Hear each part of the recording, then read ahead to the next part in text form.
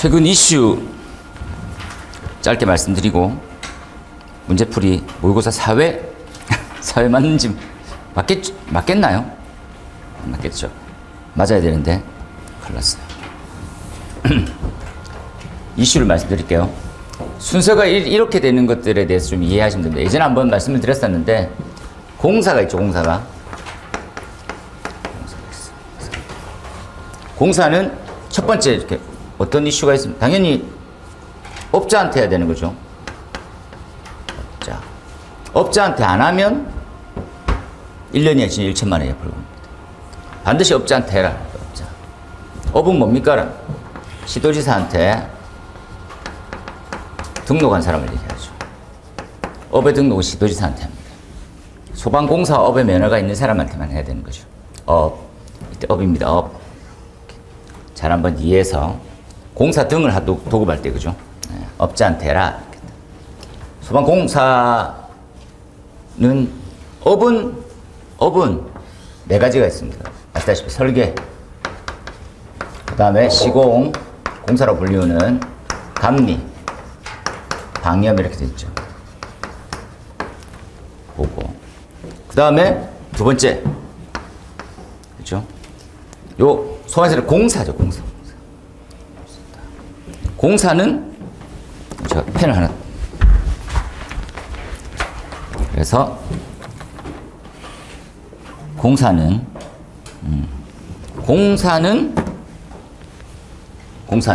공사죠. 공사는 반드시 다른 업종하고 건축, 기계, 전기, 토목, 분리해서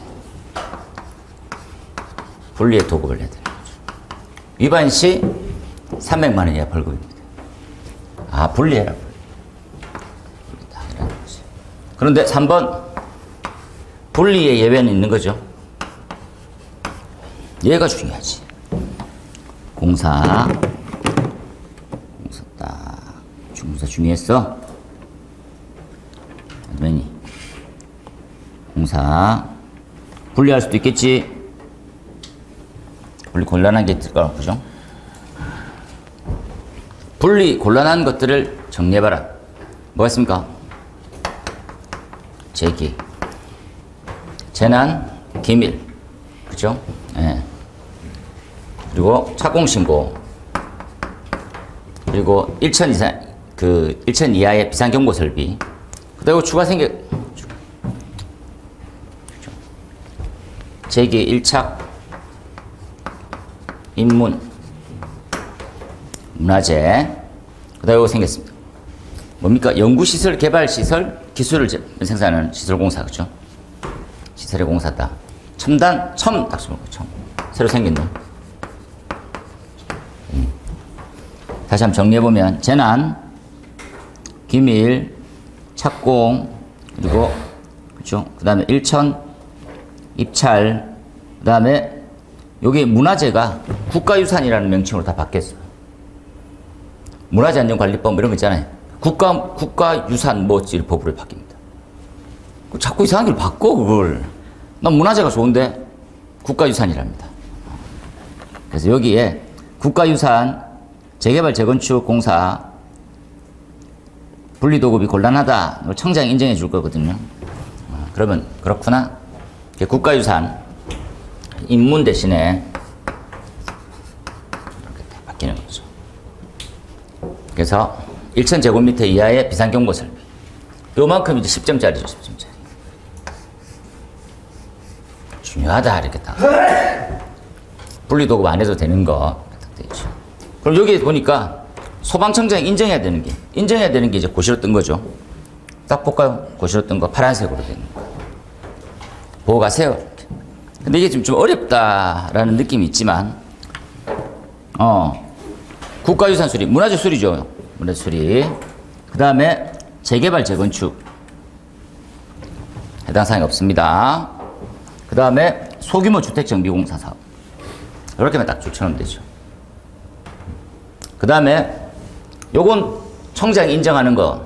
청장이 인정하는 건데 뭡니까? 청장이 인정하는 것은 분리 도급의 예외죠. 예외. 그런데 거기 또 예외가 있어요. 이건 해란 말이 말란 말이에요. 뭐 분리도급 해야 되는 거라는 거지. 되겠습니까? 어떤 거? 공공이면요. 공공 재건축 사업은 분리도급 해야 됩니다. 이해되겠죠? 분리도급 안 하는 거, 밑에 건 하는 거. 소규모 공공, 그죠? 그 다음에 시에서 하는 거, 한국토지주택공사, 그죠? 지방공사. 이런 것들은 예외의 예외니까 분리도급 대상이라는 거죠. 그걸 딱 한번 이해해서 이렇게 분리도급 대상이다.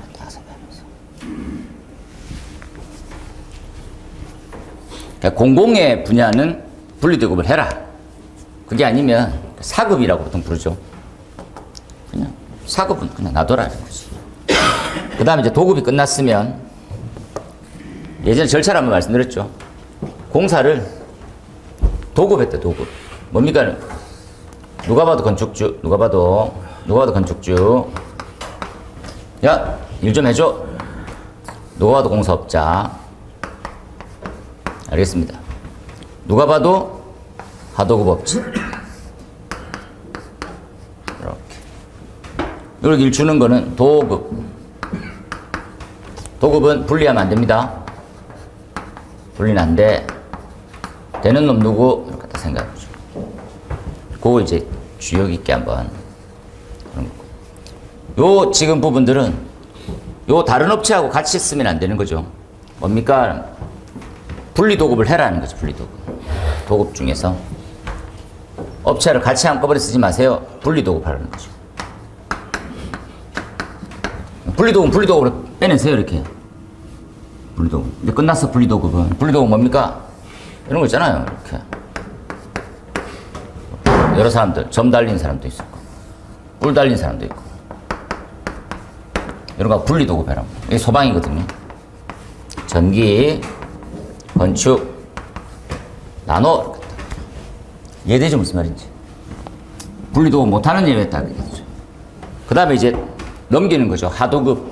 하도급이 요쓰면 되는 거죠. 하도급은 원래 안 돼요. 하도급 안 된다. 원칙. 하도급 안 됩니다. 그럼 뭡니까? 요 이제 받은 사람은 도급자. 하도급자. 원래는 내리면 안 되지. 큰일 나죠. 원래 안 돼. 예외 있는 거죠. 예외. 같이 도급받으면 상관없습니다.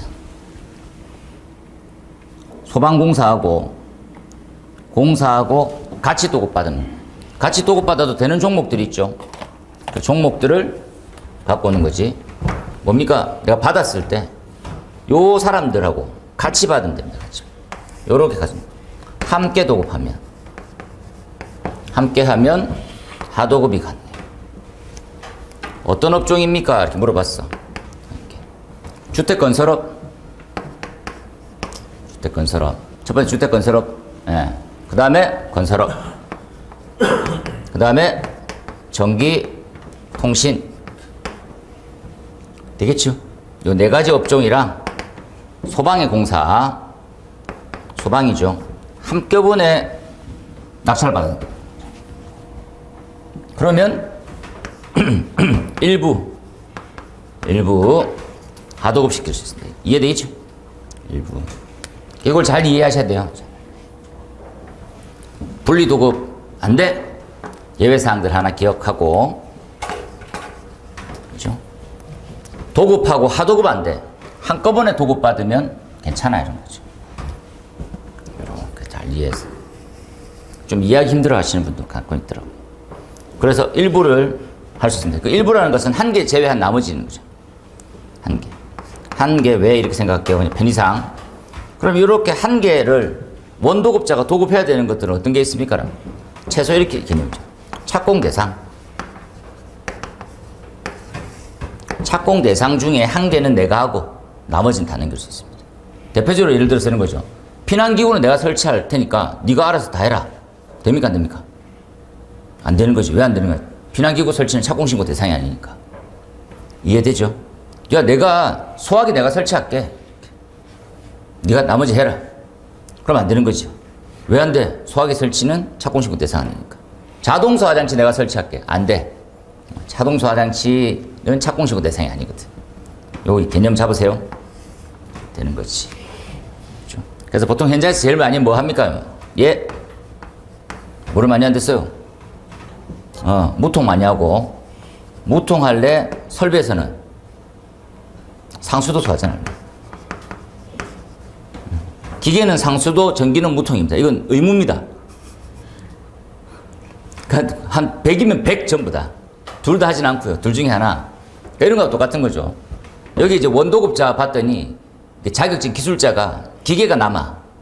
그럼 기계 사람을 꼽고 그 다음에 기계 하도급을 맡기는 거지. 이해됩니까? 전기하고 전기 중에서 여기에 있는 그 기술자가 전기 기술자도 있고 기계 기술자 있잖아요.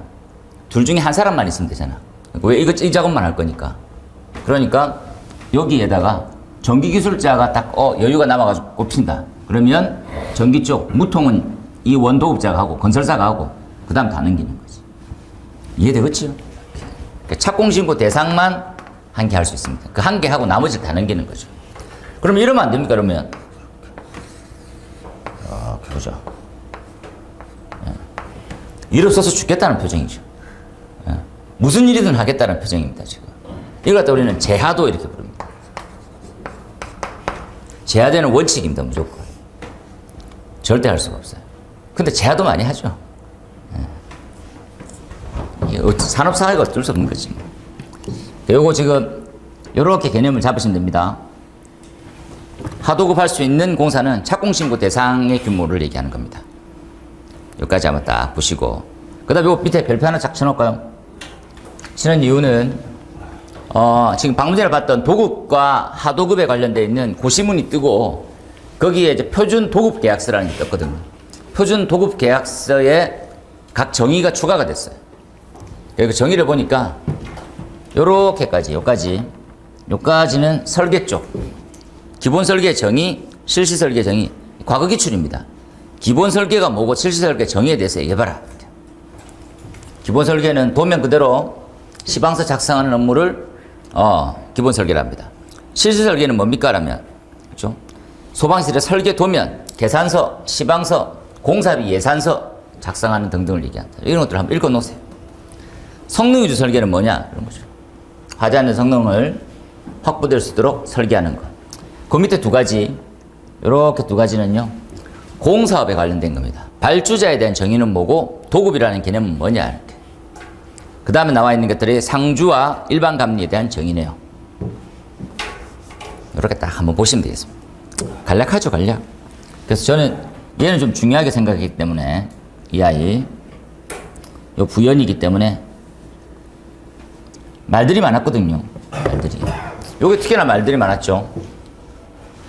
지금 우리가 얘기했던 100세대 이상이면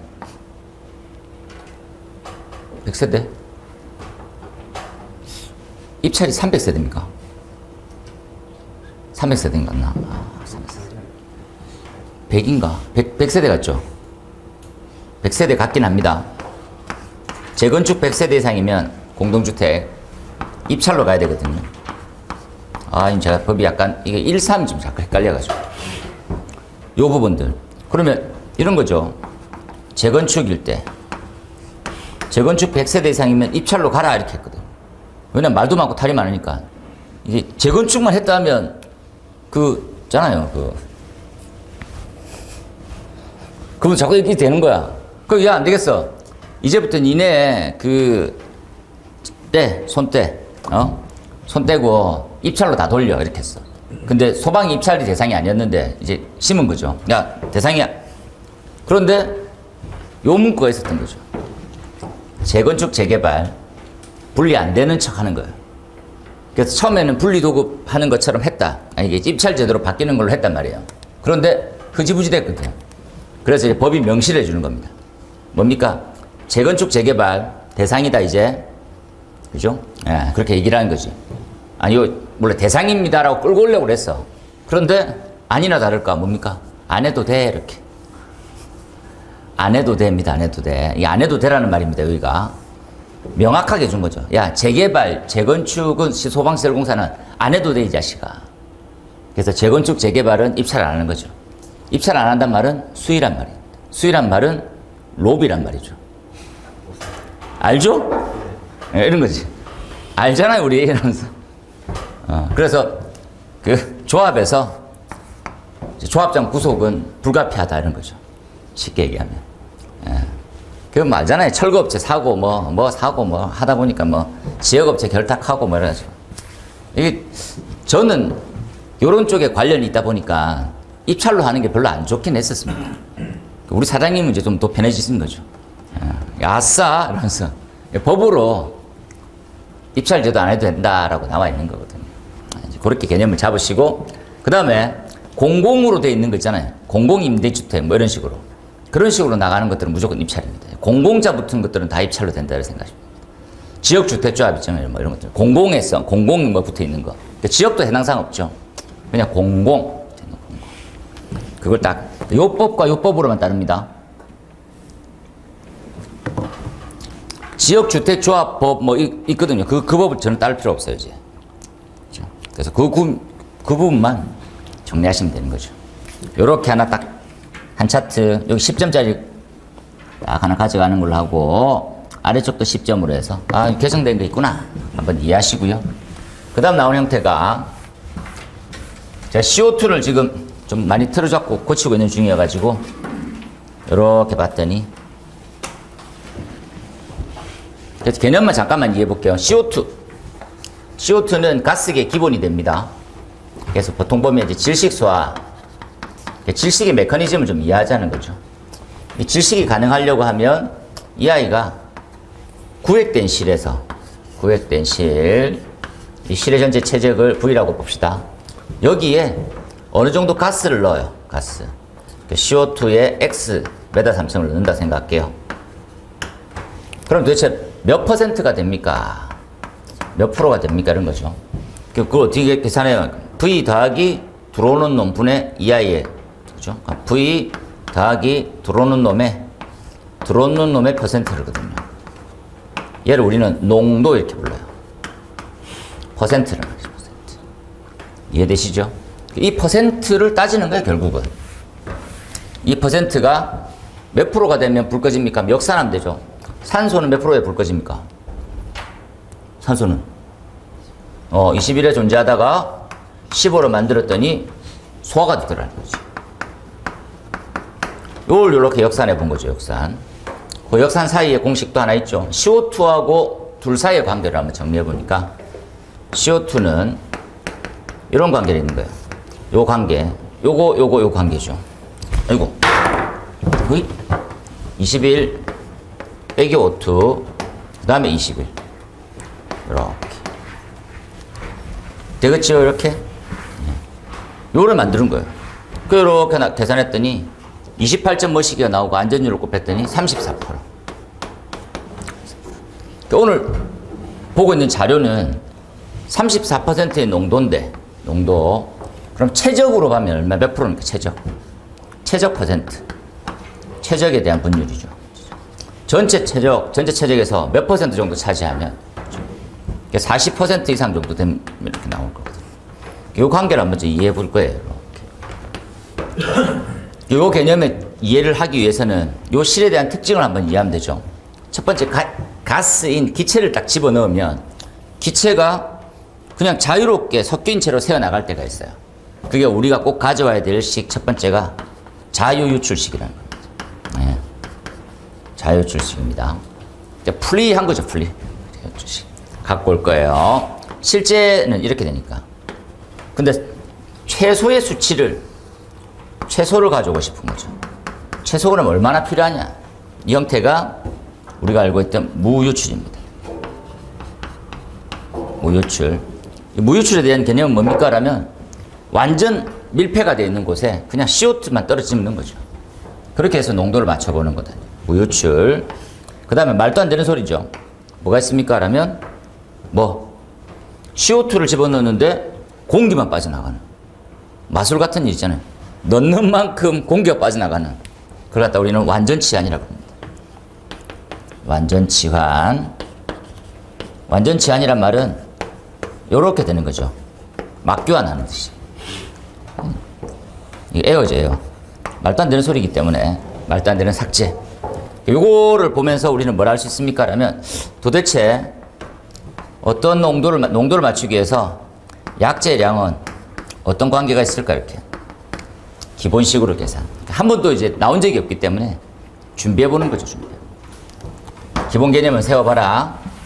그렇죠? 자유유출과 우리가 무유출과 대해서 알아보자는 거지.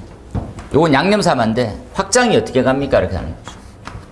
CO2 불 끄려고 하면 최소 얼만큼 필요해요? 최소 무유출만큼 필요하죠. 유출. 그 다음에 이렇게 해서 자유유출 이렇게 되는 거죠. 유출. 그리고 여기서 온도하고 압력에 대한 영양인자를 반영할 거예요. 온도에 따라서 압력에 따라서 압력은 변함이 없다고 가정해야 되든지 압력이 약간 변하든지 뭐가 바뀝니까? 하면 체적이 바뀌거든요. 체적의 변화. 그렇죠? 그래서 우리가 알고 있는 것들은 S라고 쓰고 선형상수라고 하는 것들을 이해하는 거죠. 요 관련해서 이해를 할 거예요. 그렇죠? 그래서 자유유출식, 무유출 정리하면 되죠. 요렇게 나오는 거죠. 이렇게 100-의 CO2의 퍼센트 100 간단하죠. 요거 하나하고 요 관계죠. 이 쳇바퀴를 계속 돌리는 거죠. 그리고 이렇게 내려오면 뭡니까? X는 로그에 100 CO2 그냥 퍼센트로 해볼까요? 10% 분의 100 바뀌죠? 자연 상용 로그 이렇게 해가지고 2.303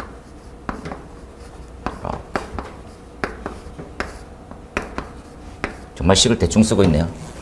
그 다음에 이렇게 해가지고 S가 이렇게 들어요. 선형상수. 그렇죠? 그러니까 선형상수는 뭡니까? 라면 선형상수는 K1 플러스 K2의 온도에 따라서 이 개념이지, 개념. 이게 뭐 어렵고 자시고가 아니고 그냥 이렇게 쭉 한번 해봐야 됩니다. 해보고 난 다음에 아 그렇구나 그거였지. 공식을 요렇게 한번 기본 요 말이죠. 혼합기체가 유출되는 거죠. 혼합기체가 나가. 우리 활용은 불활성기체하고 IG 계열 CO2 뭐 이런 것들 쓸 거죠. 그래서 요렇게 만들어집니다. 이렇게 요게 이렇게 만들어지죠. 요거 이제 본 적이 없는 낯설면 한번 체크해 놓으세요. 이렇게 같은 놈이에요. 같은 놈. 그죠? 100을 이렇게 바꾸고 이렇게. 그래서 요걸 넣어봤더니 이렇게 나오네요. 여기 이렇게. 그죠? 그래서 최적의 42%가 방사된다고 봤더니 CO2 농도는 34%구나. 이렇게. 요건 최적의 비율. CO2의 농도 이렇게 되는 겁니다. 이 관계식을 조금 더 자연스럽게 보셨으면 좋겠어요. 이렇게. 되겠죠? 그 다음에 무유출 공식이 제일 쉽죠. 약제 위에 약제 체적이 있더라고요. 약제 체적 요 약제 체적 0.42 42%니까 더하기 2 실체적 1 0.42 이러니까 이상하게 해놨네요. 이렇게 있어야지. 죄송합니다. 그랬더니 29.6%. 그죠? 더 많은 약제가 필요하다. 그 다음에 나와서 보는 거죠. 방사된 CO2의 가스 부피만큼 실제 공기가 외부로 배출되는 겨. 배출. 요거죠, 요거. 요 식을 잘 이해해야 됩니다. 실체적 분의 약제체적. 왜 실체적 분의 약제체적이 됩니까? 라면 막교환이죠, 막교환. 체적이 늘지 않고 원래 있던 그래서 상기 조건을 반영했더니 이건 똑같네요. 최적과 약제가 42%씩 동일합니다. 필요 약재량 무슨 말인지 모르겠네요. 제가 다시 한번 고민. 찰량.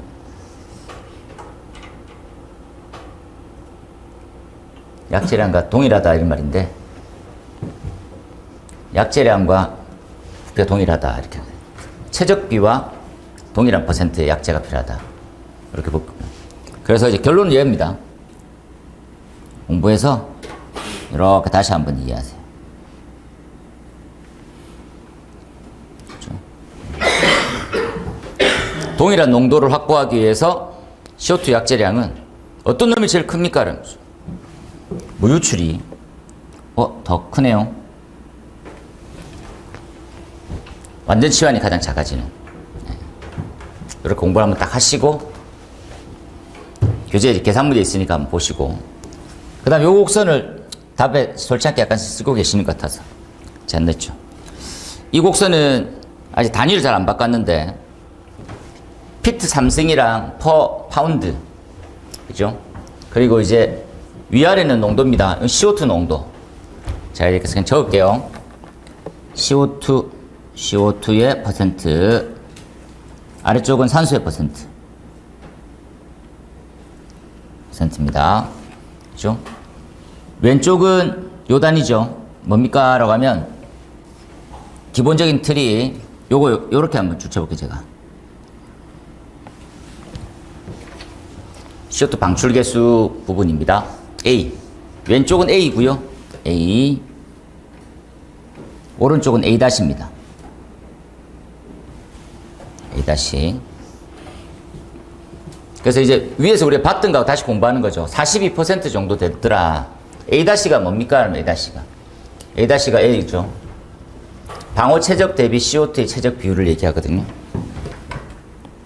방호의 최적 대비 CO2의 최적 비율이다. 최적분의 CO2의 최적이죠. 이 형태를 42% 네모하나 쳐놓을까요? 42%를 네모를 딱 쳤더니 뭐가 되어버렸어? 이렇게 점선으로 제가 한번 꺼볼게요. 이렇게 껐습니다. 보이시죠? 그랬더니 요 A는 21.4%가 됐어요. 21.4%. 21.4%에 대한 개념을 한번 이해해 볼게요. 이렇게 됐어. 그럼 요 내용이 나오죠. 21.4%를 방사하면 역수인 거 한번 정리해 보니까 최적당 0.046 파운드가 방사된다라는 겁니다. 이 개념을 좀 더 이해하시면 좋겠어요. 개념. 그 다음에 S, CO2의 S죠. CO2의 비체적인데, 비체적. 그 온도 따라 9 정도 됩니다. 9. 요건 여기 나와 기화 팽창률인데, 30도에 한 9 세제곱피트가 됩니다. 그럼 걔를 요렇게 두 개 곱했더니, 단위상으로 이렇게 되네요. 그죠? 그래서 0.42. 최적의 42%가 되더라. 이런 거죠. 21.4%면 42%. 그럼 이 곡선을 활용했었을 때 CO2의 최적까지 한번 정리해 보는 거죠. 뭡니까? CO2가 34%일 때 산소는 몇 프로냐? 자, 다시 한번 또 그걸 꺼볼게요. 이렇게. 파산으로 해볼까요? 이렇게 됩니다. 보입니까? 위는 34%일 때, 산소는 13.8%. 여기에 이제 자유출식을 계산해 봤었을 때, 닮았어요. 그런 거구나. 그래서 우리가 알아야 될 것들은 뭡니까? 라면, 요거 아시면 됩니다. 제가 더 굵은 글씨를 써놓을게요. 이렇게 더 굵은 글씨인데, 조금 더 가늘게. 요거 파란색인 완전 치환, 그렇죠? 그 다음에 빨간색인 자유유출, 그 다음에 주황색인 무효출.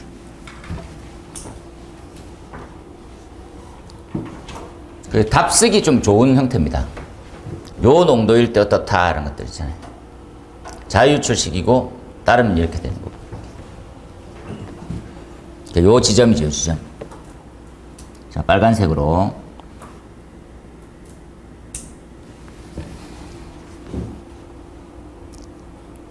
이해 아닌 그냥 느낌은 아시겠죠? 그냥 이런 거다. 그래서 우리가 맨날 이 공식 써와서 외웠거든요. 약간 식상할 때가 되는 거죠. 다 알지? 이러면서. 다 알지? 엄청 잘해. 내봐. 자, 이거. 어떤 느낌인지 아시겠죠? 저거 열심히 유도 막 열나 잘했거든. 야, 이거 해봐, 이거. 3가지. 넌 역시 항상 내 예상보다 조금씩 앞서 나가는구나, 이렇게 하실 것 같아서. 오늘은 요 3가지를 자유유출, 그죠? 예. 그 다음에 무유출, 완전치환과 곡선을 활용해서 적용하는 것까지. 그 다음 요것도 같은 내용입니다. 다음 페이지 딱 나고 하니까. 어떤 식입니까? 이번에는 요거 이렇게 한번 볼게요. 기와 팽창률이 8.35입니다. 요것도 좀 바뀐 거죠. 예. 그때 이제 다른 거 신경 쓰지 마시고 왼쪽 편은 이 눈금 있잖아요. 이 눈금 기준으로 했었을 때 왼쪽의 눈금은 CO2%. 왼쪽은 다 일정합니다. CO2예요. 보십니다. 제가 이제 요거는 이렇게 한번 같은 놈들입니다. 왼쪽 눈금은 다 같은 거예요. 그럼 오른쪽 거는 뭡니까? 라면 산소의 농도죠. 산소의 농도. 제가 요걸 한번 줄 쳐가지고 한번 볼게요. 이렇게 해서 파선으로 해서. 자, 그럼 제일 왼쪽 A는 뭡니까? A는 CO2 농도에 따른 산소의 농도네요. 산소의 농도. 그렇죠? 얘 34%일 때 CO2는 몇 퍼센트 따르겠나? 그렇죠? 산소는 몇 프로다? 나오고요. 되겠습니까? 지금 13.8 정도 된다고 생각하면 되겠죠? 13.8. 위가 0이고 15니까 13.8 정도 될 겁니다. 그 다음에 B는 뭡니까? B는 최적당 CO2의 방출량을 뭐라고 봤었을 때 CO2의 농도는 얼마입니까? 이렇게 34%일 때 얼마다. 그렇죠? 그 다음에 C는 요 B의 역수에 대한 부분입니다. 요 공식으로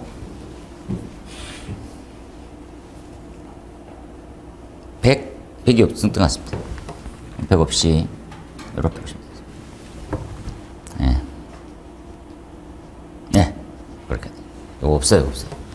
뭐 없네요. 그렇게 보시고 맨 마지막에 느낌 아닌 문제를 한번 풀어보셔도 되지 않을까 하는 생각이 듭니다. 여기까지 하고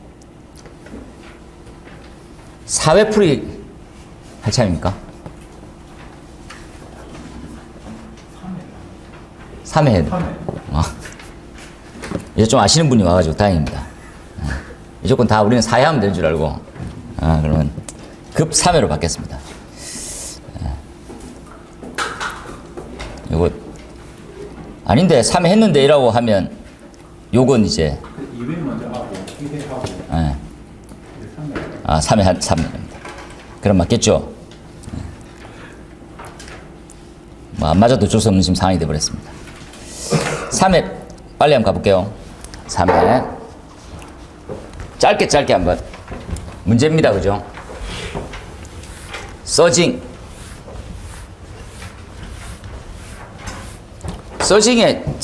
가장 기본은 뭡니까? 라면 저항력이죠. 저항력.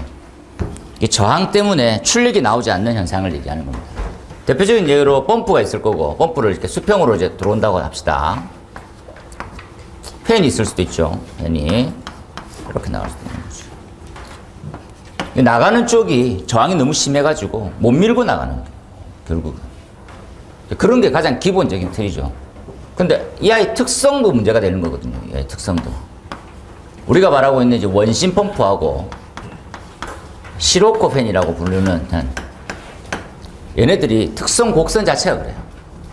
일정 양 이상을 확 밀어내고 나면 그 다음부터는 괜찮습니다. 재미삼아 한번 그려볼게요. 요렇게 생겼죠. 이렇게. 운전 범위가 어딥니까? 라고 한번 생각해 볼게요. 펌프의 곡선입니다. 펌프. 운전의 범위는 여기에요, 여기. 이렇게. 여기서 왔다 갔다 한다. 여기서 왔다 갔다 하면 상관없는 거예요. 어느 선만 지나면, 요 선만 지나면, 이게 서징 영역, 비서징 영역 이렇게 되는 거죠. 요만큼 넘어가면 된다고, 초반에. 이걸 못 넘어가가지고, 넘어가는 척, 헉. 가는 척, 헉. 그리고 이제 주변 거를 이제 그리는 거예요. 서징이 약간 맥동이죠. 맥이 이제 호흡하듯 그런 거하고 똑같은 맥박처럼. 규칙적인 운동을 하는데 힘은 나오지 않는 이런 거죠. 이걸 갖다가 확 뛰어넘고 가면 되는데 넘었다 돌아갔다 왔다 갔다 하는 거죠. 돌다 말았다를 계속 멈추는 그 일련의 과정들이 있는 거죠. 이제 서징은 예상 문제입니다. 서징은 이게 시험 문제에 딱 가가지고 선택의 기로가 있는 거예요. 첫 번째가 기존 방식대로 쓸 거야. 기존 방식대로 쓰면 5점 나옵니다. 5점. 5점. 기존 방식대로 다 서징 조건 맞추고 어떻게 해라. 이제 됐어. 개념 딱 정리하고 됐어. 근데 두 번째가 있어요. 제가 재미삼아 도전이라고 도전. 도전은 뭡니까? 라면 성능 곡선의 모양을 활용한 답변이에요. 이해됩니까? 원래 기존 답은 뭡니까? 있잖아요. 2차 측에 이제 뭐 공기 챔버가 있고 1차측 밸브, 2차측 밸브 중에서 2차 밸브를 손잡고 뭐 이런 거 있잖아요. 안에 공기조가 있고 그 수조가 달려 있고 뭐 선형고 산형을 우상향을 들고 뭐 이런 거 있잖아요. 이런 거. 그런 것들은 과거 기사 때 많이 했거든. 그 형태로만 제대로 잘 썼어. 5점 나오는 거죠. 근데 내가 한 2점 정도 더 받아보려고 하면 도전인 거죠. 도전 잘 쓰면 7점. 안전빵으로 갈래? 도전! 도전은 순수하게 이렇게 하는 겁니다. 성능 곡선으로 활용하는 거예요. 그죠? 이건 이런 식으로 다 그릴 필요 또 없는 거예요. 무슨 말입니까? 이렇게 그냥 그리면 됩니다, 또. 이해되겠습니까? 그러니까 선을 내가 2개 그려가지고 이해하기 편하게 그리는 것 뿐이지, 실제로는 어떻습니까? 하면 이렇게 있으면 됩니다, 이렇게. 아니, 이건 조금 오버네요. 자, 이렇게 파란색으로 해볼게요. 이 그림에서 이렇게 실선으로 이해되겠습니까? 그러니까 이 파란색 선으로 곡선이 이루어져 있으면 안 일어나는 거예요. 서징이 요렇게 휘어져 있다 보니까 생기는 거거든. 이해되겠죠? 그래서 정상 그리고 얘는 서징, 맥동 이렇게 쓰시면 됩니다. 그래서 메커니즘을 요렇게 써주는 거죠. 이렇게 써주는 거죠. 그렇죠? 그 밑에도 마찬가지로 3번, 4번도 그걸 한 다음에 풀어나가는 겁니다. 그렇죠? 그 교재 때 한번 설명드린 대로 얘일 때 이렇게 움직이고, 그러니까 1, 2, 3, 4번 순서대로 가면 됩니다. 그죠? 뭡니까? 이러한 팬의 곡선에 이러한 자항 곡선이 존재할 때 요 지점이 운전점이거든요. 이 운전점으로 요동치도 운전할 때 2점에 운전하게 되면 3의 저항을 받게 되고 3의 저항에서 풍량은 4로 가고 4에서는 5의 저항을 받게 된다. 이런 거 있잖아요. 그렇게 따져가시면 됩니다. 어려운 건 아니거든요. 그래서 얘가 좀 도전. 전 얘를 추천하는 거죠. 왜? 이렇게 또 잘 적어도 5점 이상 받거든. 그래서 차별화를 주세요. 차별화. 근데 만약에 조심해야 될 건 뭡니까? 출제자 이름 처음 보는 거예요. 뭐지? 이상하네. 나는 왜 수조 이런 그림 없지? 다음에 또 와씨. 그런 놈도 많습니다. 그래서 그게 걱정일 뿐이지. 서징은 딱 한마디로 하면 저항력이다. 저항력의 이해입니다. 이해. 해결할 방법은 뭡니까? 아예 토출의 저항을 없애버리는 거죠. 토출의 덕트에 구멍을 뚫는다든지 토출해서 흡입축을 아예 힘을 실어준다든지 그런 방법을 쓰면 되는 거지. 간단하게 한번 이해해 놓으세요. 요 지금 서징은 예상 문제입니다. 별표 2개 이상이니까 나온다. 2번 헤드의 물리적 특성 중에서는 뭐가 있을까요? 이런 거죠. 재미삼아 두 가지일 때 방향성으로 같이 나눴을 때 헤드는 요 재미삼아 두 가지였죠. 헤드를 이렇게 했어. 이렇게. 그렇죠? 여기 감열체가 딱 달려 있고요. 그리고 디플렉터 플레임이 딱 이렇게 있어. 그렇게 생각되죠. 얘는 색깔별로 유리벌브 타입으로 딱 갑시다. 그죠? 얼마 전에 열 반응 시험 다 같은 개념으로 들어가는 거죠. 얘 지금 감열 손수 감열이죠. 감열 헤드에 대한 감지 특성입니다. 헤드는 두 가지 특성이 있더라. 헤드는 감지와 방사가 있는 거예요. 방사는 뭡니까? 파란색 있죠. 파란색 이렇게 파란색 이렇게 그렇지. 여기 방사죠. 방사. 이건 방사. 방사가 책임지고 있는 놈이죠. 뚫려 있는 범위. K값. 이렇게 딱 생각하시면 되죠. 두 가지. 이해되시죠? 근데 어디에 주안점이 더 많았습니까? 이제껏. 무조건 뭐? 감열이지. 그래서 감열체를 훼손하거나 감열체 도색하거나 이러면 되게 싫어하죠. 법적 지적상. 오염되지 않게라. 도색 처리되어 있으면 안 된다. 늦어지면 안 되니까 감열이. 얘는 감열로 따져보면 순서가 꽤 많이 있죠. 뭡니까? 과거 수업때 계속 나왔던 거. 첫 번째, 온도를 맞췄어요. 온도대로 돼 있어. 이렇게. 두 번째, 헤드 특성을 위해서 헤드 특성 중에 뭡니까? 열은 똑같이 가했는데 어느 식으로 반응하는지가 중요했죠. RTI. 그 다음에 세 번째, 이 RTI 속이라든지 등등의 시값, 전들 개수도 같이 들어가는 거 알아요? 그 다음에 이제 맨 마지막에 지금 최근에 나오고 있는 중이죠. 똑같은 환경으로 열을 가했는데 동작되는 거 봤어? 열 반응 시험입니다. 반응 시험. 요런 것들을 모아서 어느 시간 이내에 터지냐 하는 거죠. 요런 시기까지 지금 줄줄이 잘 나오고 있어요. 그래서 얘가 좀 더 핫하긴 합니다. 핫한 거. 그런데 방사죠, 방사. 도대체 물 얼만큼 나오냐? 얘네들은 왜 나오게 됐습니까? 기존 헤드는 소화가 안 돼요. 소화가 안 돼. 왜 소화가 안 돼? 침투 성능도 없고 안 돼. 침투를 못 하거든요. 침투가 안 돼. 침투를 한다는 말은 ADD, RDD 이걸 따지는 거잖아요. 이렇게 들어가는 거. 이런 게 없는데 뭐 어떻게 되겠어? 아, 그러면 침투가 안 되다 보니까 어디에 불이 안 꺼져 이런 거죠. 전기차, 등 이런 거 있잖아요. 창고 이런 것들 고려해야 되는 것들. 지금 우리 시험 문제 나오는 거 창고 이런 거 나오죠. 이것 때문에 지금 핫한 거죠. 핫한 거. 방안이 뭡니까? 이렇게 가야 되는 거죠. 방사 특성 K값에 따라서 어떻게? 그죠? 기존이 80이었다면 그죠? 160 이상으로 심지어 300까지도 가라 이런 거죠. K값이. 대신 물이 나오는 거니까. 요거 좀 잘 이해해야 됩니다. 그죠? K값을 어떻게 하면 키울 수 있을까요? 그러면 이제 이걸 딱 답으로 정리하면 나오는 거죠. 뭡니까? 나와야 되는 공식은 Q는 K에 루트 P죠. 그래서 몰라 Q값 할래. P값 할래. K에 따른 곡선. 되겠지? 루트로 됐으니까 뭐 이차함수적으로 올리면 되겠네요. 이해됩니까? 이렇게든 그죠? 이렇게 해서 그리든. 간단하게. 지금 나와 있는 거 소화효과에 따라서 해보세요. K값이 크면 클수록 그죠? 우리가 침투에 관련되어 있는 것들 진압에 대한 개념이 서는 거죠. 그래서 응용되어 있는 식, 유체적인 식으로 그리고 곡선 그리고 크고 작음에 따라서 장단점, 특징 이렇게 딱 적으시면 돼요. 간략한 거죠. 간략. 넘어가서 템퍼 스위치. 템퍼 스위치는 뭡니까? 그럼 배경지식 한번 볼까? 배경지식. 이번 시험에 약간 독특한 문제가 나왔죠. 또라이를 할 뻔했네. 그렇죠?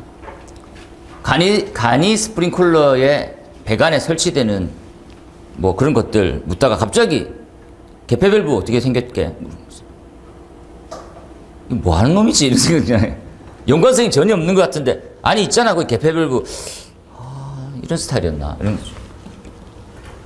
야, 좀 이상한 사람을 그럼 출제위원으로. 혹시 그거 압니까? 그 인력관리공단에 등록해 놓으면 되거든요. 기술사 되고 나면. 그러면 연락 와요. 근데 뭐 늘 가시던 분은 짧게 연락 오고 뭐 2년에 한 번씩 뭐 1년에 한 번씩 이렇게 연락 오는데 그게 없었다. 그죠? 그러면 2, 3년에 한 번 연락 옵니다. 그때 전화를 받으면 되는데 전화를 못 받으면요. 그 다음 사람한테 바로 전화하거든요. 그러니까 통화되면 이번에 좀 부탁드리겠습니다. 아, 예. 그 자세한 사항은 다시 연락드리겠습니다. 자세한 사항은 일정을 먼저 보내주거든요. 그 사이의 일정에서는 아무 연락도 받으시면 안 됩니다. 전화 어차피 내고 나올 거니까. 예, 그런 내용들 하는 거죠. 그럼 일당 얼마씩 받고 며칠 동안 숙식하면서 노가리 까고 자기 준비해온 문제로 고집 피우면서 얘기를 좀 듣고 아, 좀 어때요? 이렇게 들어야 되는데 내 말이 맞아. 그런 사람들 많아요. 그렇게 내는 거죠. 우리 알게 있어야 되는 것들은 이제 급수배관 순서대로 가볼까요? 급수배관이고 급수배관 경로에 개폐밸브를 해야 되고 개폐밸브 그렇죠. 이런 방식으로 돼 있는 거죠. 급수배관의 정의 그렇죠? 뭐냐? 송수구 또는 수조에서 말단까지죠. 말단 헤드나 방수구까지. 그렇죠? 개폐 소방에서는 표시가 되겠죠. 표시형. 표시형까지 쓰는 것들은 기본 사항이고 수신기에서 확인도 돼야 되는 거죠. 확인. 유지관리 측면입니다. 우리가 말하고 있는 제어반이라고 합시다. 제어반. 되려고 하면 이게 이렇게 바뀌는 거죠. 전기적 신호로 바뀌거든요. 이러지만 들어올 수 있는 거잖아요. 그때 우리가 쓸 수 있는 장비가 뭡니까? 그러면 지금 나와 있는 개폐 여부를 전기적 신호로 변환시켜주는 장치가 필요해요. 얘가 우리는 뭐랍니까? 템퍼 스위치. 전기적 신호로 와야 되는 거죠. 그래서 비접점이라서 평상시에는 닫혀 있는데, 열려 있는데, 닫아 놓으면 접점이 떨어지는 이런 것들을 많이 활용하죠. 아직까지, 그러면 단점은 뭡니까? 그러면 얘가 이제 아직까지 승인 기준이 따로 없어요. 승인품이 아닙니다. 어디 가보면 다 이상하게 생겼어. 진짜 접점도 진짜 약간 조악하게, 뭡니까? 그러면 약간 그런 느낌을 폄하하는 건 아니고 중국산 중에서 제일 싼 느낌 있잖아요. 그런 걸로 돼 있어요. 그러니까 약간만 돌리면 딸깍거리고 다른 것도 약간 돌리는데 안 돼. 더 돌려. 이걸 빨리 만들어야 돼요. 왜요? 급수배관이 폐쇄가 돼 있으면 소화 실패잖아요. 소화가 안 되는 거거든요. 그렇게 따져보면 그 라인이 그렇게 중요한데 그럼 이건 조금 승인 받았죠. 표시형 종류가 OS, 엔드와이 쓰고 버터플라이 쓰고 그죠?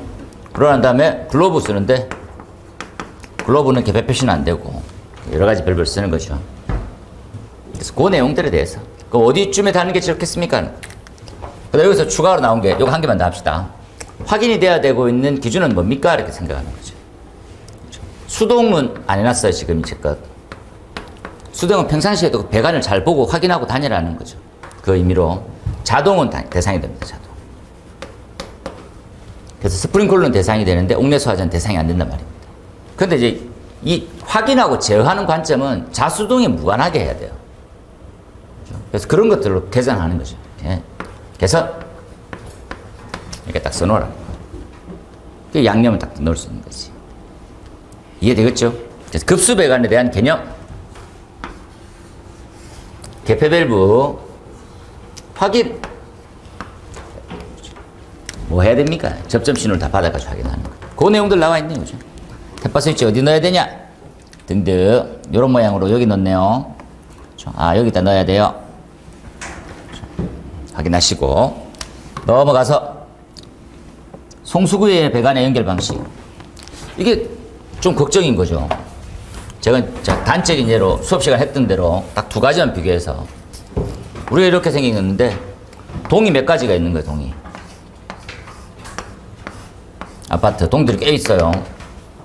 다 있는 거지. 그럼 주차장이 이렇게 넓은데 주차장 이 주차장에 대해서 우리가 스프링클러로 불 끌 수 있는 범위를 방호구역이라고 부를 거거든요.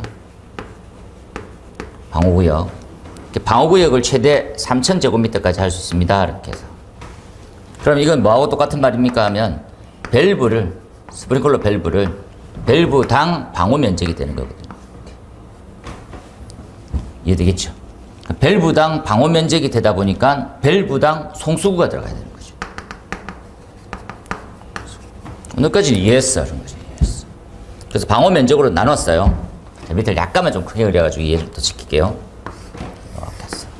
그 3,000원 나누니까 동에 무관하게 이렇게 되더라는 거지. 3개 됐네, 3개. 3개. 근데 지금 현 시스템이 어떻게 되어 있습니까? 이런 거죠, 현 시스템이. 제가 파란색으로 소화 배관을 하나 그릴게요. 헤드가 이렇게 설치돼.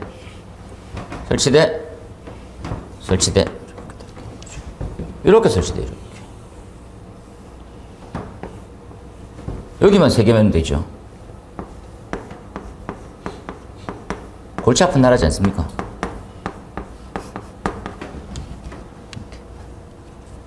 송수구 3개 했잖아. 잘했어. 종을 묶어버리니까. 그죠? 이게, 내가 공부할 때부터, 옛날 기사 때부터 좀 이상하더라고요. 왜냐면 이걸 처음에 겉으로 보기에는 3개잖아요. 아, 이 고장나면 이걸 넣고, 이거 고장나면 이걸 넣고 했는데, 이래 싹 봤더니 뒤에 다 연결되어 있는 거예요. 그럼 뭐 안에 막히거나 이러면 이상하잖아, 안 되는 거. 그때 한마디 하는 거죠. 야, 네가 관리해야지, 그러니까. 아니, 그게 아니라요. 얘는 이렇게 가고, 이렇게 가야 되는 거 아닙니까? 였죠, 제 말은. 이렇게 가고, 이렇게 가야 되는 거 아니었어요? 이해되죠? 그래서 존별로 달리 이제 써야 되는 거죠. 그럼 이건 이 위치에 있을 필요 없죠. 이건 여기 가 있으면 되게 편하겠지. 이렇게. 그죠? 이따 온 거예요. 왜 그럴까?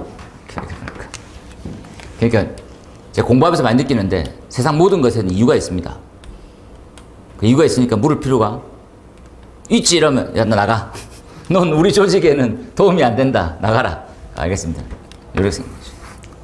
요게 문제가 되는 시작하는 거죠. 뭐가 문제가 됩니까? 하면 그럼 이 배관에 대해서 밸브를 거쳐서 들어갈 건데 과연 잘 활용이 될까? 그래서 대구 같은 경우에는 제가 말씀드렸습니다. 요런 식으로 돼 있어요. 이런 식으로. 각 종림별로 대구는 그 허가를 내줄 때 잘 하더라고. 이렇게 생긴 거죠. 이렇게.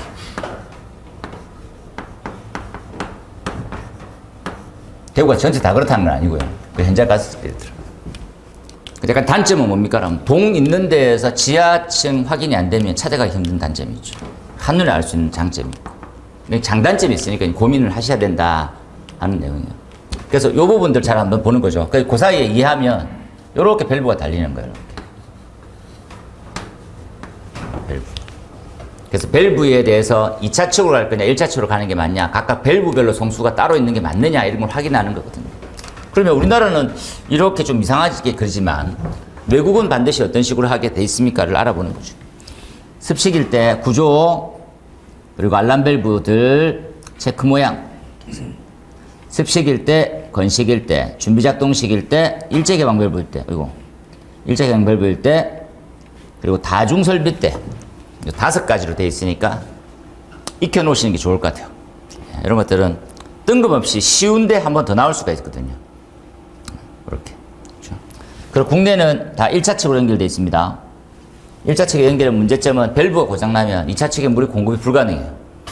근데 우리나라 지금 시스템 밸브 자체를 잘 이해해보면 재미삼아 딱 한 개만 말씀을 드리면 이렇게 그죠?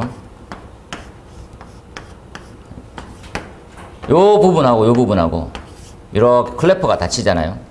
이 클래프 테두리가 고무 패킹으로 되어 있어요. 누수의 최소화를 위해서. 그건 당연하다 이렇게 생각하거든요. 근데 그 클래퍼를 얼마마다 청소해라, 교체해라, 확인해라는 내용은 없는 거예요. 그러니까 이거 그냥 고장나면 바꾸는 거지 이런 식인 거지. 한 번도 열어본 적이 없죠. 이걸 이렇게 닦공을 따야 되죠. 이걸 따서 클래퍼를 열고 소재를 해야 됩니다. 소재를. 그래야지만 5년, 10년, 20년도 쓸 수 있어요. 그리고 그 홈파킹을 바꾸면 밸브가 괜찮다고 잘 열리고 잘 닫히고. 근데 그게 전혀 없다 보니까 흐름이 없으니까 이렇게 붙는 거예요, 이렇게. 나중에는 물로도 안 열리는 거예요. 가스계도 마찬가지고 얘도 마찬가지인 거지. 안 해, 씨. 그래서 점검업체가 뭐 합니까? 점검 유지 관리 아닙니까? 점검 유지 관리. 근데 점검하고 뭐 합니까? 공사를 해버려요. 관리를 안 하고. 관리를 왜 안 합니까? 왜 안 할 것 같아요? 너는 꼭 모르는 거 나한테 묻더라라는 표정을 항상. 돈이 안 돼요, 돈이. 교체하면 돈 되거든. 쉽잖아요. 뚝뚝뚝뚝. 딱 교체. 10만 원. 와, 씨. 한 1시간 작업했더니 10만 원 벌었다. 뭐 이런 식인 거지. 소지하면요. 더럽고, 씨. 10만 원. 다음부터 교체하세요. 뭐 이런 거. 그거하고 똑같습니다. 전자제품 사면 뭐합니까? 라면, 아우, 막 설명 엄청 장하게 하잖아요. 그 신제품에 대해서 더 긴 설명하잖아요. 이걸 갈아야 되는 궁극적인 거. 할인 행사도 들어가고 이렇게. 고치고 앉아있으면 3시간 동안 했는데 티도 안 나. 그런데 5만 원, 3만 원인 거예요. 그런데 신제품으로 바꾸고 있고 뭘 하고 이러면 또 수당이 떨어지고 그러잖아요. 누가 뭐가 좋겠냐는 거죠. 그런 개념. 한번 읽어보시고 넘어가서 천장반자. 이런 기준 같은 문제는 가볍게 한번 딱 봐놓으세요. 그죠? 한 개만 주의 있게 한번 봅시다. 우리가 제일 많이 고민했던 게 이런 거였었어요. 뭡니까? 이렇게 따졌을 때, 요런 것까지 다 제가 한번 연결시킬게요. 요렇게 다 연결돼 있어요. 이렇게. 여기 각각 동네입니다. 각각 동네. 그렇죠? 이렇게 이해하세요. 그래서 요게 지금 천장재에 대한 부분들, 그리고 요 반자들 이런 개념이죠. 그런데 여기서 한번 주의할 점은 제가 하나 쓸게요. 여기 흘러가고 있는 램프나 전선, 기타에 있는 배관, 케이블, 전선관, 케이블, 그러면 기타 배관 등은 해당 사항이 있습니까? 없습니까? X 뜹니까? 뜨네요. 해당 사항이 없습니다. 이게 압도적인 절대적인 조건이에요.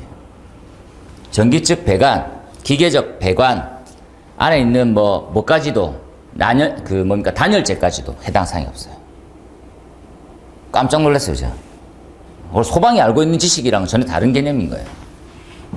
여기 보온재 들어가잖아요. 보온재 해당 사항 없습니다. 보온재는 제거하는 거예요. 뭡니까? 라면 이 재질과 이 재질만 생각하는 거예요. 그래서 이걸 또 일반 소방관이 잘 몰라요. 근데 지리에 신하면 무조건 그렇게 합니다. 왜? 국토부에서 이게 불연재, 난연재, 준불연재 쪽은 국토부에서 해석하는 거란 말이죠. 그러니까 우리 해석은 이거야. 이래 끝이에요. 아니 그래도 단열재가 좀 난연재인데 문제 있지 않습니까? 라는 말을 들을 필요가 없는 거예요. 그들은. 여기에 난연재가 있고 자시오가 의미가 아니에요. 그냥 콘크리트 지붕, 콘크리트에 대한 천장, 그 다음에 기둥도 불연재고 반자만 불연재면 조건인 거다. 안에 들어가져 있는 단열재 이런 거 있잖아요. 난연성 단열재 등등 다 해당 사항 없습니다. 그걸 우리는 가슴 아프지만 이게 건축법에서 해석하고 있는 방법 자체가 다르기 때문에 그대로 따라가는 거지. 그렇죠? 그래서 전선과 아니고 전선관, 케이블, 단열재 이런 거 있잖아요. 다 해당 사항 없습니다. 단열재. 우리가 아직 몰라서 그래요.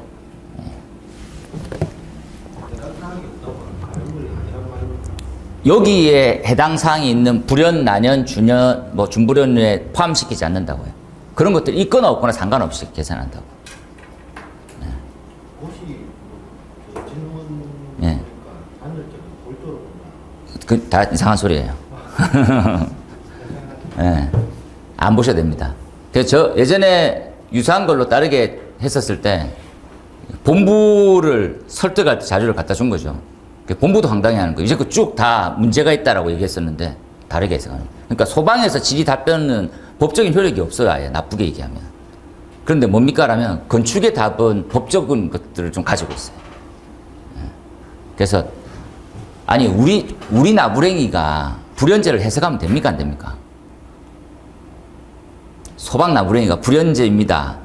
단열재로 볼 수 있습니다. 이런 말을 하면 큰일 나는 소리예요. 그건 영역이 고유하게 정해져 있잖아요. 건축님들, 그죠? 이렇게. 그 내용들, 예. 같은 내용이죠. 결국 이제 답은 요거 딱 쓰고, 그죠? 근데 요걸 안 쓰기 좀 힘들죠. 왜냐하면 이제 스프링클러 설치 기준에 나와 있는 그 공간이니까 안정성 확보를 위해서 법적 사항은 아니어도 내장재 어떻게 하고 위에 나와 있는 건 내장재, 뭐 그죠? 전선관, 배관 등, 그죠? 예. 그리고 여론에 해당되는 부분들 고려하자 이렇게 생각하시면 됩니다. 넘어가서 예, 같은 내용이죠. 이렇게 이 부분 다 썼었죠. 이렇게 예, 각각 배터리가 있네요. 그 다음에 수리계산. 수리계산도 저도 항상 얘기하지만 이게 수리계산은 이제 하나만 고민만 딱 하고 이제 가볼게요. 고민만. 우리가 이제 가지배관에 대한 기본 틀이잖아요. 그러니까 해당 층 해당 부분에서 이렇게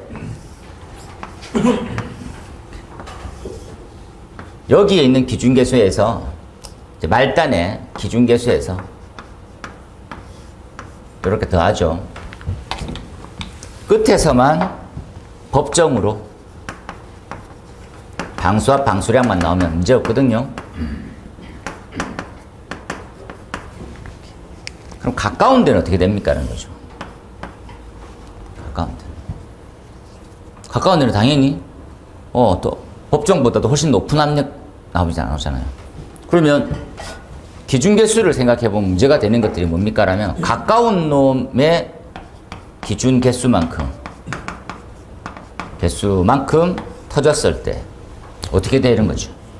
그러면 말단에 맞춰가지고 있던 수원량이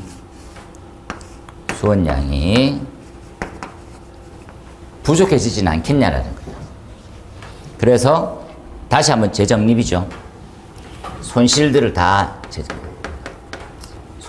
정립하는 이유는 뭡니까? 라면 배관경에 산정이 있어요. 배관경. 이게 이제 수리계산의 목적이죠.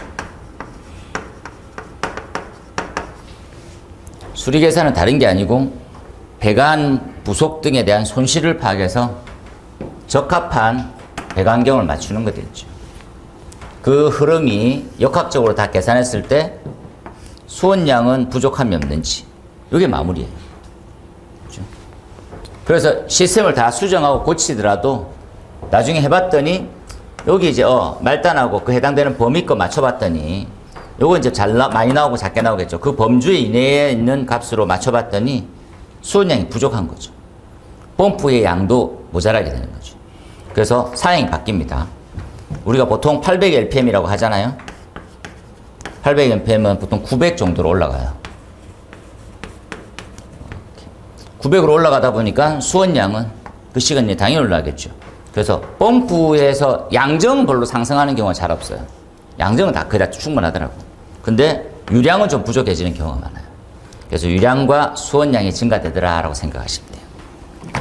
하지만 저런 것들은 이 배경적 지식의 기본 개념이고 계산 절차는 단순한 암기, 범적인 영역입니다. 법. 그래서 이렇게 생각해 주세요. 그대로. 외우면 되죠. 외우면 됩니다. 오늘 수리계산 다 외워야지. 처음 외울 때는 안 되니까 단계 외우고 오늘은 5가지 외우고 그 다음에 나머지 외우고 계속 그런 식이죠. 그런 식.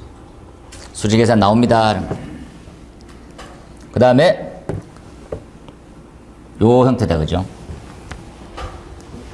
우리나라 같은 경우에는 수업 시간에 말씀드린 대로 새 루틴을 한번 짜볼까요? 이런 거죠. 우리는 위험도에 따라서 기준개수로 한대죠. 기준개수. 우리나라에 없는 개념, 우리나라에 이제 기준개수가 있죠. 그리고 헤드 간격이 있고, 간격. 그리고 헤드의 수평거리가 있거든요. 그래서 요만큼을 했더니 방호 면적이 나오는 거고요. 면적. 그리고 계산을 해보면 살수밀도도 나와요.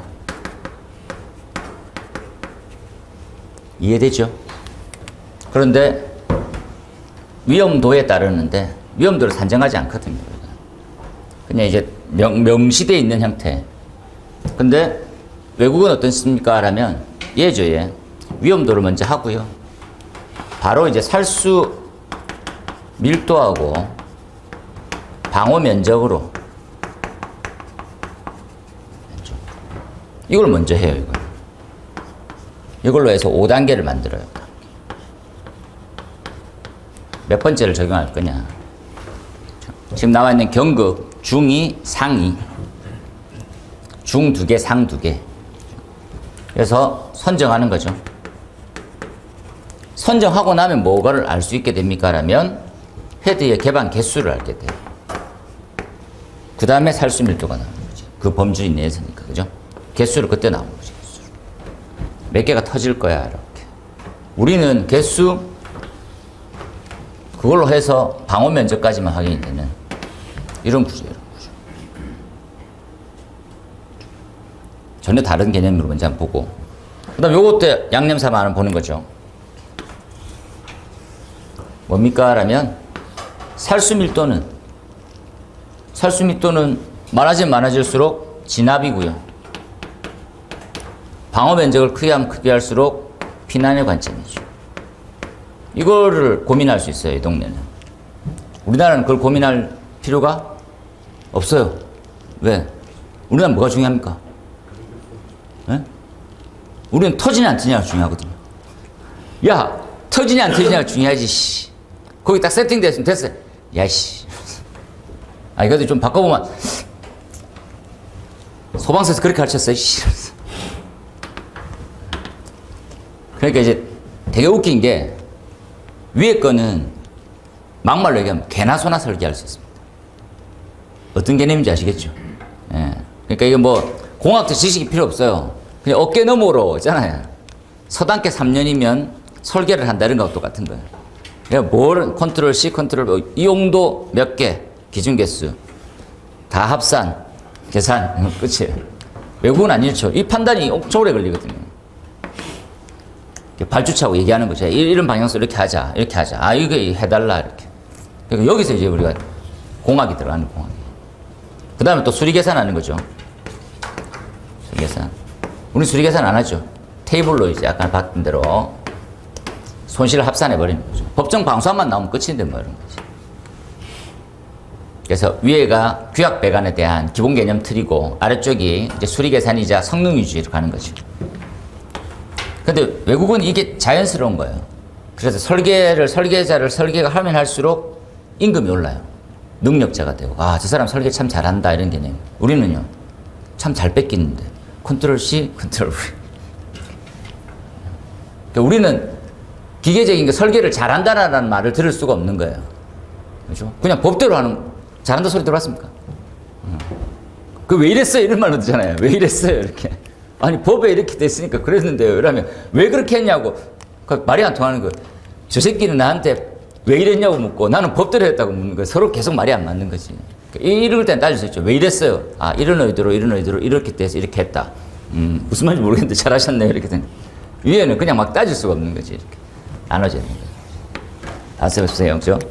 그 중에서 다른 의도는 아니고 요거 한번 보죠. 이렇게. 그죠? 진압이냐 제어냐. 그죠? 불 끄는 목적입니까? 도망을 갈 수 있게 이제 만드는 목적입니까? 이렇게 한번 생각해보고 답을 잘 쓰네, 그죠? 그 다음에 계산 절차 하디크로스. 하디크로스 지금 수정해놨거든요. 근데 수정해도 같더라고. 근데 하디크로스 나오길 기대합니다. 예, 별표는 2개 놨기 때문에 하디크로스를 봐놓으세요. 제가 설명하고 이런 것들 자식보다는 루프별로 결국은 이거 가장 많이 설명되어 있는 그림이 이렇게 하는 거죠.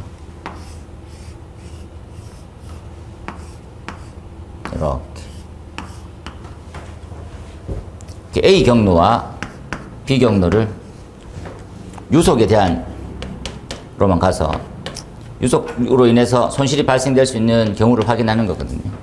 이제 유량이 흡입 유량과 토출 유량이 같을 때 내부의 변화를 그 범주 이내에 있었을 때 어느 범위까지 해서 맞춰가느냐라고 하는 이론적 방법인데 그렇게 쓰겠습니다. 됐어. 넘어가시고. 그 다음에 ESFR 표준형 차이점. 최근에 엄청 많이 뜨고 있죠. 말씀드린 대로 전기차 창고, 그죠? 전기저장 장치 등에 의해서 답은 솔직히 별로 없고, 얼마 전에 그 서울에서 기술사 세미나, 기술사회 세미나는 아니고 세미나를 했었는데 방지신문이 이렇게 뜬 거예요. 앞으로 이제 그 전기자동차의 판도가 바뀐다라는 거. 왜 바뀝니까 하면 스프링클러를 틀었더니 더 이상 확대가 안 되고 있는 것들을 확인이 된 거죠. 근데 그걸 보고 이제 다른 이제 시뮬레이션 하신 교수님이 헛짓 같은 그런 뉘앙스 있잖아요. 그런 걸 왜 하냐. 이게 뭐가 중요하냐면 이런 거죠. 전기 자동차가 있어. 부산이 막잖아요. 막 약간 선제적으로 많이 했죠. 뭘 했습니까? 하면 이렇게 해가지고 물을 채우는 방식을 했어요. 물을 채우는 방식. 이게 이제 불을 끄는 진압인 거니까. 근데 이제 거기서 세미나에서 나온 형태는 헤드를 터뜨려 봤더니 더 이상 퍼져나가는 건 없더라 하는 거예요. 그 무슨 차이가 있습니까? 제가 보기에는 스프링 틀리면 못 끄잖아요. 안 끄는 건 똑같은 거 아닙니까? 또 확대는 막더라도 못 끄는 건 똑같잖아요. 어차피 어떻게 꺼요? 이렇게 해가지고 물 부어가지고 끈다고. 그런 식으로 생각해 보면 그 세미나에 새로운 활로가 생긴다, 뭐 된다 이런 개념은 없는 거 아닌가? 그죠? 스프링클러를 틀었는데 터졌는데 불이 꺼지더라. 이런 내용이 있어야지. 그런 내용이 있으면 저도 이제 수긍이 되죠. 야, 그러면 이렇게 가둘 필요 없지. 차도 살리고 되겠네. 근데 그 개념은 없었어요. 그냥 헤드가 터지니까 확대되는 걸 방지하더라.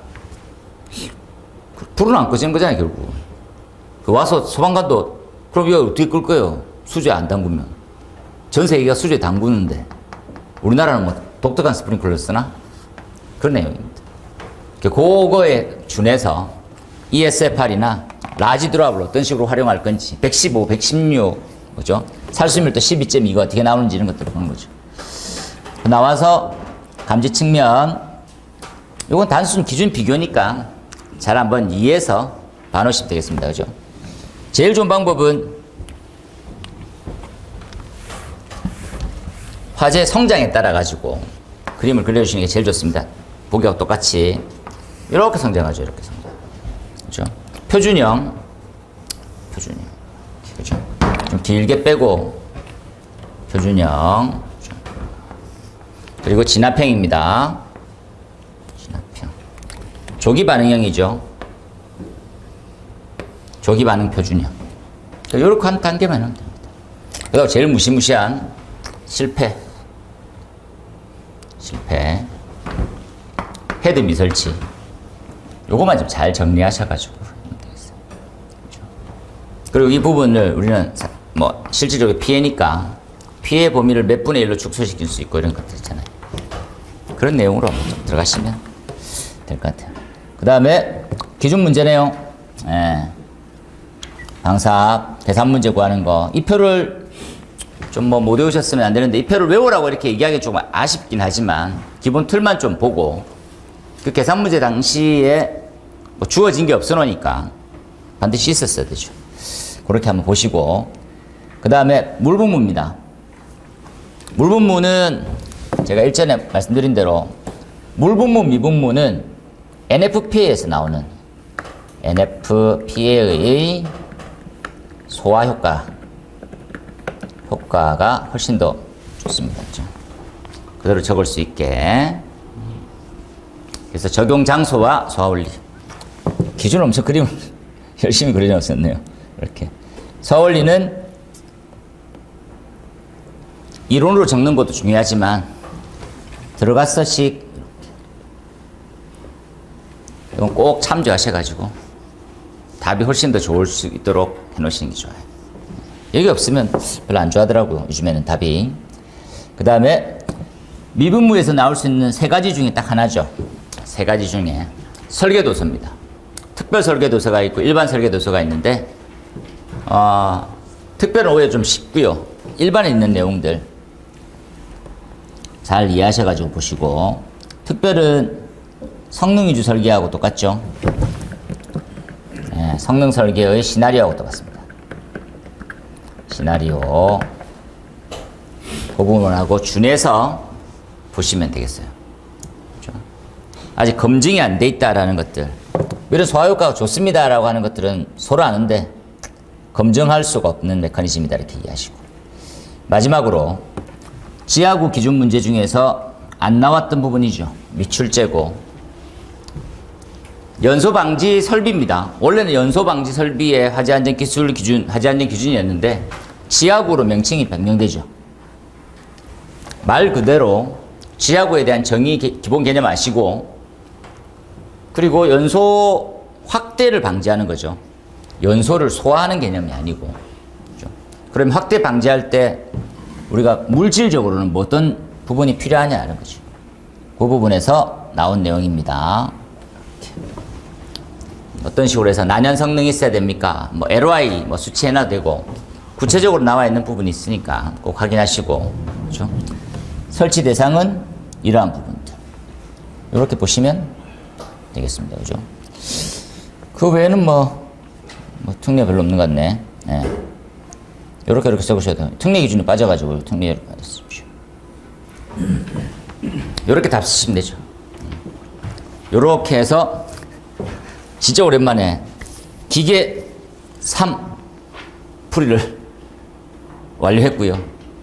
제가 이제 오늘 내일 중으로 134회 대상으로 해서 문제를 또 솎아가지고 정리 한번 하도록 할 테니까 그때 한번 보도록 하시죠. 좀 쉬었다가 마지막으로 보도록 하겠습니다. 고생했습니다. 고생했습니다. 네.